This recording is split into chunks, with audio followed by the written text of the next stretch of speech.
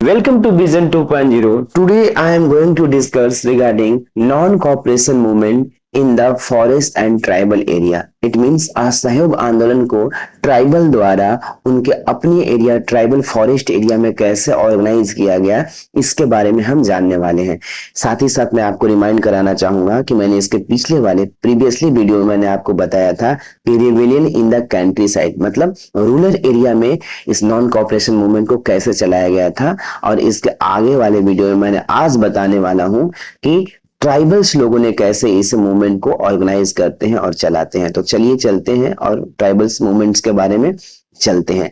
तो tribals present interested the message of the Mahatma Gandhi and the idea of the Swaraj in at another way. कहने का मतलब है कि महात्मा गांधी का जो आइडियाज था वो ये अदर वे में, है ना, अदर वे में ले लेते हैं, अदर तरीकों से उसे इंटरप्रेटेड करते हैं, व्याख्या करते हैं।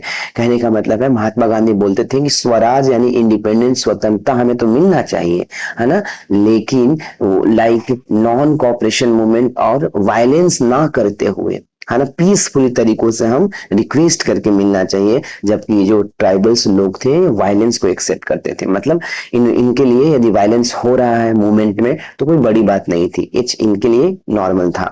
तो अंतर ये था, कहने का मतलब है महात्मा गांधी के जो आइडियाज है स्वराज का मूवमेंट चलाने का, वो अदर वे में ही ले लेते हैं, दूसरे तरीके से।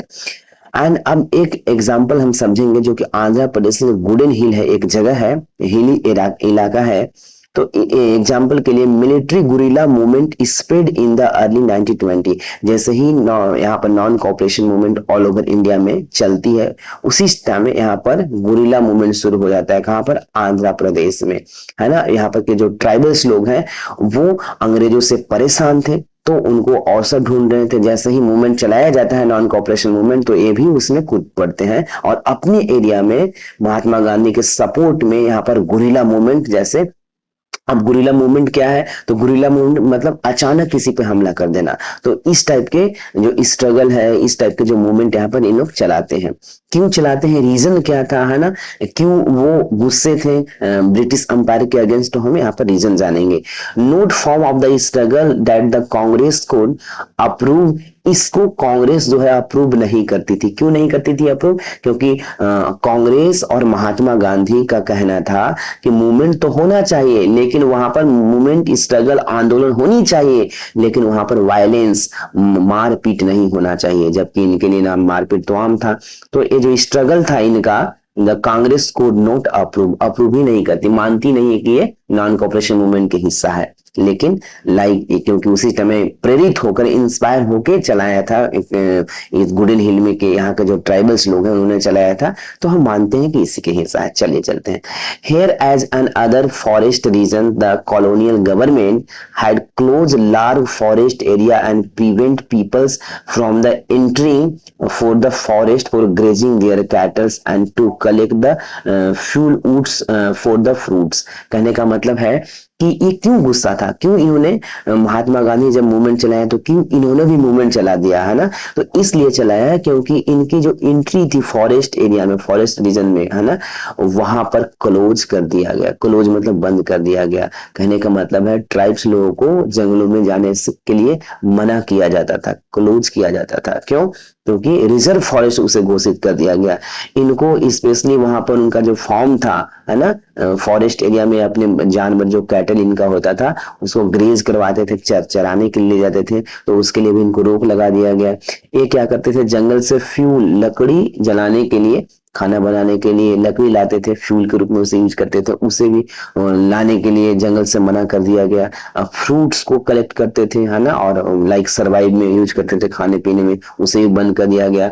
और इस तरह से कहने का मतलब है कि आप ऐसे व्यक्ति को जंगल से जाने से रोक रहे हो जो कि जंगल ही उनका जीवन है। जो ट्राइबल पीपल्स जंगल में ही रहते हैं, उनका जंगल ही जीवन है ना।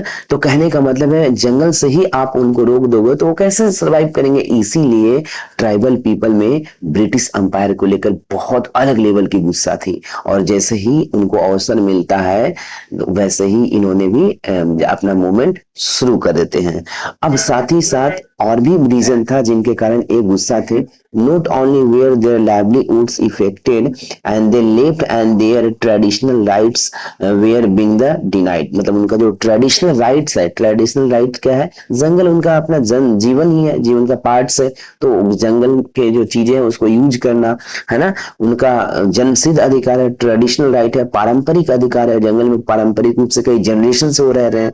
तो इसको डिनाइड कर दिया गया, ब्रिटिश एम्पायर ने क्लोज कर दिया कि अब कोई भी फॉरेस्ट एरिया में नहीं जाएगा, रिजर्व फॉरेस्ट एरिया में। And when the government being the forcing them to contribute बेगार for the road building and the hills peoples revolted and the persons who came to hate them was in the interested। कहने का मतलब है कि इसके साथ ही साथ जो ब्रिटिश अंपायर के जो लोग थे, ब्रिटिश जो आर्मी थी, उनसे बेगार करवाया करती थी। बेगार क्या होता है, लाइक स्पेशली बेगार उसे कहते हैं जैसे काम करवा के पैसा नहीं देना, विदाउट एनी पेमेंट काम करवाना, वर्क करवाना बेगार सिस्टम कहलाता है। तो इन ट्राइबल्स लोगों से अंग्रेज क्या फोर्स करते थे, फोर्स करते थे उनको, किस लिए, कंट्रीब्यूट करो बेगार में। फोर्स देम टू कंट्रीब्यूट बेगार मतलब कि बिना पेमेंट के जंगलों में रोड बनवाते थे, बिल्डिंग बनवाते थे हिली एरिया में, है ना, और जिसके कारण इनको पैसा भी नहीं दिया जाता था। तो इनमें इसके वजह से और भी गुस्सा था कि जोर जबरदस्ती काम भी फोर्सफुली का गवर्नमेंट जो है काम करवाती है और पैसा नहीं देती है। तो जब पैसा ही नहीं मिलेगा तो हम जिएंगे कैसे भाई, काम करेंगे, पैसा नहीं दिया जा रहा है। तो इन वजह से भी जो ट्राइबल जो लोग थे उनमें अलग लेवल की गुस्सा थी, किसको लेकर, तो ब्रिटिश गवर्नमेंट को लेकर। और इन्हीं रीजंस के कारण उनको मौका मिलते ही, अवसर मिलते ही इन्होंने अपना मूवमेंट शुरू कर देते हैं, और यह ट्राइबल मूवमेंट के रूप में स्पेशली अप्रूव किया जाता है। अब इस मूवमेंट को आपकी क्वेश्चन होगी, इस मूवमेंट को लीड किसने किया सर? जैसे हमने पढ़ा था पिछले वाले वीडियो में कि जो पीजेंट वाला जो मूवमेंट था अवध में जो चलाया गया, उसे बाबा रामचंद्र ने उसे लीड किया था। तो इसको किसने किया? तो एक व्यक्ति है, महान पुरुष है, जिनका नाम है अलूरी सीताराम राजू। तो अलूरी सीताराम राजू ने इस पूरे मूवमेंट को क्या ऑर्गेनाइज करते हैं, लीड करते हैं, अपना नेतृत्व प्रदान करते हैं और अलग लेवल पर ले जाते हैं।